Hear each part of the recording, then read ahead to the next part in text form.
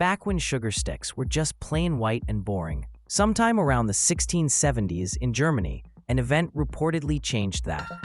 A choirmaster at Cologne Cathedral, it said, asked a local confectioner to bend sugar sticks into the shape of a shepherd's crook, handing them out to restless choir boys during a long Christmas Eve service to keep them quiet. Welcome back to the Baron's Chest, where we unravel the mysteries behind everyday candy. The curved shape was meant as a symbolic nod to the shepherds who visited the newborn Jesus. But that story, charming as it is almost certainly a legend.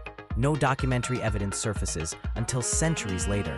Historians note that such tales appear only long after the fact. What we can trace with historical clarity is that by the early 1800s, simple straight sugar sticks, sometimes called stick candy, were being made and sold. The earliest documented reference to such a candy stick in the US comes from an 1837 exhibition in Massachusetts.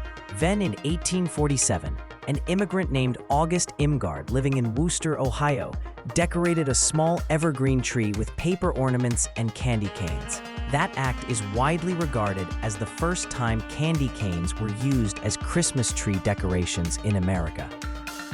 Still, those early candy canes were plain, white, unflavored, and without stripes or peppermint.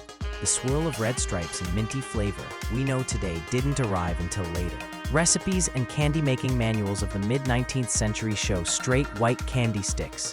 The signature red and white spiral cane became popular only after candy makers began experimenting with flavors and decorations. The final transformation, mass-produced, peppermint-flavored striped candy canes, owes a lot to industrial-age confectionery. By the early 20th century, candy makers in America were producing handmade peppermint canes. Then, as demand grew, companies like Bob's Candies mechanized the process. A machine called the Keller machine, invented in the 1950s, automated the twisting, striping, cutting, and hooking, turning what had been a labor-intensive craft into a mass product. Because of that shift, by the mid-20th century, the candy cane had become a Christmas icon.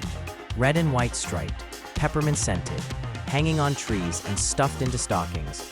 Quite a jump from the plain white sugar sticks of 1670s Europe. Yet despite all the claims, shepherds' crooks, religious symbolism, secret Christian codes, none of those legends are supported by reliable 17th or 18th century evidence. Experts and historians note that such stories only appear in 20th century retellings and should be read more as charming folklore than historical fact.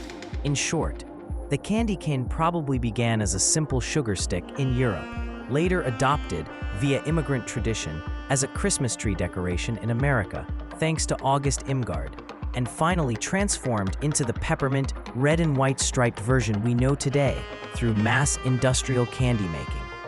The deeper Christian symbolism is likely a story added later, part myth, part holiday magic.